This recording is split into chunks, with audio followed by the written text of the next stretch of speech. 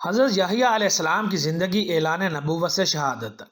معزز ناظرین کرام، اللہ تعالیٰ کے ایک ایسے نبی جنہیں ایک لمبا عرصہ قید میں رکھنے کے بعد ان کا سر تن سے جدا کر دیا گیا۔ اللہ تعالیٰ کے یہ برگزیدہ نبی کون تھے اور انہیں کیوں اس طرح کی دردناک سزا دی گئی؟ مزید یہ کہ یہ دردناک کام کس بدبخت نے انجام دیا اور آپ علیہ السلام کی زندگی اور شہادت کے واقعہ سے ہمیں کیا سبق ملتا ہے؟ یہ سب اور اس واقعہ سے جڑے بہت سے دوسرے اہم سوالات کے جوابات بھی ویڈیو میں آگے چل کر بتائے گئے ہیں، لہٰذا حق اور سچ جاننے کے اس سفر میں ہمارے ساتھ جڑے رہیں۔ معزز ناظرین گرامی، یہ بات روز روشن کی طرح آیا ہے کہ اس کائنات میں جو شخص بھی برائی کے خلاف کھڑا ہوا ہے یا جس کسی نے بھی وقت کے فرعون کو للکارا ہے تو اسے قید و بند کی صحبتوں سمیت بے شمار تکالیف و علائم کا سامنا کرنا پڑا ہے۔ بالکل اسی طرح اللہ تبارک و تعالیٰ کے بھیجے ہوئے پیغمبروں کو بھی اتنی سخت تکالیف کا سامنا کرنا پڑا جن کو عام انسان سوچ کر بھی کانپ جاتا ہے۔ تاریخ ابن کثیر میں ایک حدیث موجود ہے کہ حضرت عبیدہ ابن الجراح سے روایت ہے کہ جناب رسول اللہ صلی اللہ علیہ وآلہ وسلم نے فرمایا کہ یہودیوں نے ایک دن میں 45 انبیاء اکرام اور 170 صالحین کو شہید کر دیا تھا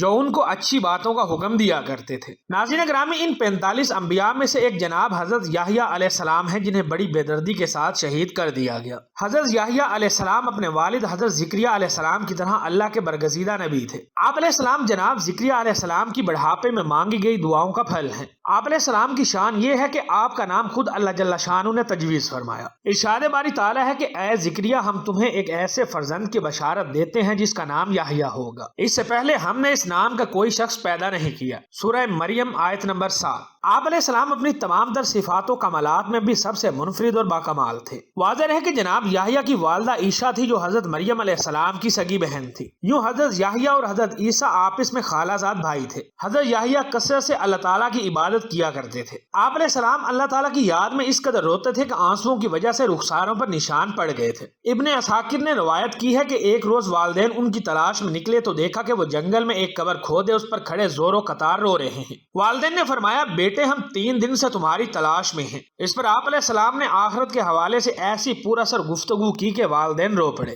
حضرت یحییٰ علیہ السلام بے حد حلیم، رقیب القلب، پاک باز، عابد و متقی، شرم و حیا کے پیکر اور شیریں کلام تھے۔ نہایت سادہ زندگی بسر کرتے، غذا بقدر ضرورت اور لباس اتنا ہوتا جو ستر پوشی کے لیے کافی ہوتا۔ آپ علیہ السلام جنگلوں بیابانوں سے اتنی محبت کرتے تھے کہ آپ نے اپنی زندگی کا زیادہ تر حصہ وہیں گزارا۔ آپ علیہ السلام کے بارے میں تاریخ کی مستند کتب میں ایک دلچسپ بات درج ہے، وہ یہ ہے کہ آپ علیہ السلام نے زندگی بھر شادی نہیں کی تھی۔ حضرت ربی بن انس فرماتے ہیں کہ حضرت عیسیٰ علیہ السلام کی نبوت سب سے پہلے تسلیم کرنے والے حضرت یحییٰ علیہ السلام تھے۔ حدیث کی کتاب مسند احمد میں امام احمد بن حنبل نے جناب حضرت یحییٰ علیہ السلام کے متعلق ایک حدیث نقل فرمائی ہے جس میں رسول اللہ صلی اللہ علیہ وآلہ وسلم نے فرمایا کہ اولاد آدم میں کوئی ایسا نہیں جس سے گناہ سرزد نہ ہوا ہو سوائے حضرت یحییٰ کے۔ حدیث کے ساتھ قرآن پاک میں آپ علیہ السلام کا ذکر ان 4 صورتوں میں آیا ہے جن میں حضرت زکریا کا بھی ذکر ہے، یعنی سورہ آل عمران، سورہ الانعام، سورہ مریم اور سورہ الانبیاء۔ معزز دوستو، جناب یحییٰ علیہ السلام کی شہادت کے حوالے سے مختلف تاریخی کتب میں مختلف واقعات ملتے ہیں۔ مفسرین نے مختلف واقعات تحریر کیے ہیں، یہ یہود و نصارہ کی کتب سے لیے گئے ہیں۔ تاہم مفسرین کی اکثریت نے جس واقعے کو بیان کیا ہے وہ لوکا کی انجیل سمیت یہود و نصارہ کی کئی کتب میں درج ہے۔ اس کا خلاصہ یہ ہے کہ یہودیہ کا بادشاہ ہیرود ایک عیاش اور بدنام زمانہ شخص تھا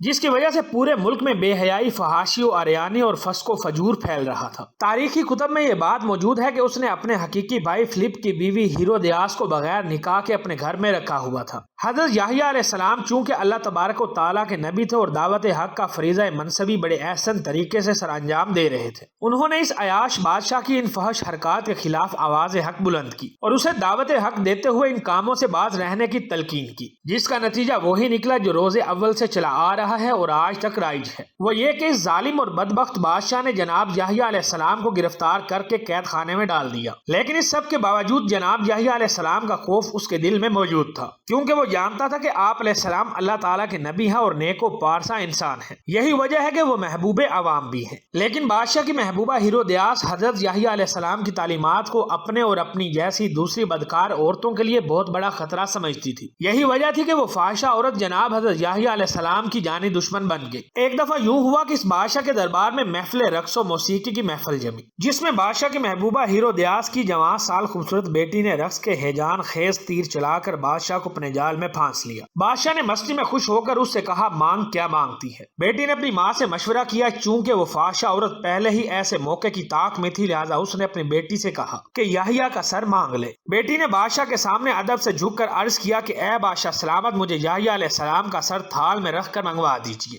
بادشاہ یہ سن کر غمگین تو ہوا، مگر محبوبہ کی بیٹی کی فرمائش کیسے رد کر سکتا تھا۔ اس نے فوراً قید خانے سے حضرت یحییٰ کا سر کٹوا کر منگوایا اور ایک تھال میں سجا کر محبوبہ کی رقاصہ بیٹی کی نظر کر دیا۔ کہتے ہیں کہ دمشق کی جامع مسجد بنی امیہ کے حال میں آپ علیہ السلام کا سر مبارک دفن ہے۔ اموی خلیفہ ولید بن عبد الملک نے یہ مسجد تعمیر کروائی تھی۔ مورخین نے لکھا ہے کہ دوران تعمیر یہاں ایک غار دریافت ہوا۔ اطلاع ملنے پر خلیفہ خود غار میں داخل ہوئے تو دیکھا کہ ایک صندوق میں انسانی سر رکھا ہوا ہے اور صندوق پر تحریر ہے کہ یہ حضرت یحییٰ علیہ السلام بن زکریا علیہ السلام کا سر ہے۔ ان کا چہرہ اور بال اپنی اصلی حالت میں تھے، یوں لگتا تھا کہ جیسے ابھی ابھی شہید ہوئے ہوں۔ ناظرین گرامی، جناب یحییٰ علیہ السلام کی پوری زندگی اور خاص طور پر ان کی شہادت کے واقعہ سے ہمیں یہ سبق ملتا ہے کہ ہمیں ہر حال میں اللہ تبارک و تعالیٰ کے احکامات پر مضبوطی سے نہ صرف عمل کرنا چاہیے بلکہ دوسروں کو بھی اللہ تعالیٰ کی اطاعت کی دعوت دینی چاہیے۔ اس کے ساتھ ساتھ ہمیں معاشرے میں ہونے والے ہر برے فعل کے خلاف ایک توانا آواز بلند کرنی چاہیے اور خاص طور پر اپنے ملک اور معاشرے میں رائج ایسی رسم و روایات جن کا دین سے کوئی تعلق نہیں، ان کی نفی بھی کرنی چاہیے۔ اور یہ سارا نظام جو احکامات الہی کے منافی ہے، اس نظام کو بدلنے کے لیے جدوجہد کرنی چاہیے۔ جس طرح صحیح مسلم کی ایک حدیث میں آتا ہے کہ جناب نبی کریم خاتم الانبیین صلی اللہ علیہ وآلہ وسلم نے فرمایا کہ تم میں سے جو شخص منکر ناقابل قبول کام کو دیکھے، اس پر لازم ہے کہ اسے اپنے ہاتھ قوت سے بدل دے، اور اگر اس کی طاقت نہ رکھتا ہو اپنی زبان سے اس کو بدلے، اور اگر اس کی بھی طاقت نہ رکھتا ہو اپنے دل سے اسے برا سمجھے اور اس کے بدلنے کی مثبت تدبیر سوچے، اور یہ سب سے کمزور ایمان ہے۔ ایک اور حدیث میں آتا ہے کہ نبی کریم خاتم الانبیین صلی اللہ علیہ وآلہ وسلم نے فرمایا کہ ظالم و جابر بادشاہ کے سامنے کلمہ حق کہنا سب سے افضل جہاد ہے، جس کی مثال ہمیں تمام انبیاء کرام سے لے کر صحابہ کرام رضوان اللہ علیہ اجمعین کی زندگیوں سے ملتی ہے۔ اور خاص طور پر جناب یحییٰ علیہ السلام کا یہ واقعہ، جس میں اللہ کے پیغمبر نے اپنے سر کٹوانا تو گوارا کر لیا لیکن اللہ تعالیٰ کے احکامات پر کسی قسم کا سمجھوتا نہیں کیا۔ جناب یحییٰ علیہ السلام آخری دم تک ہر مشکل کے باوجود عقیدہ توحید پر قائم رہے اور لوگوں کو برائی سے روکتے رہے۔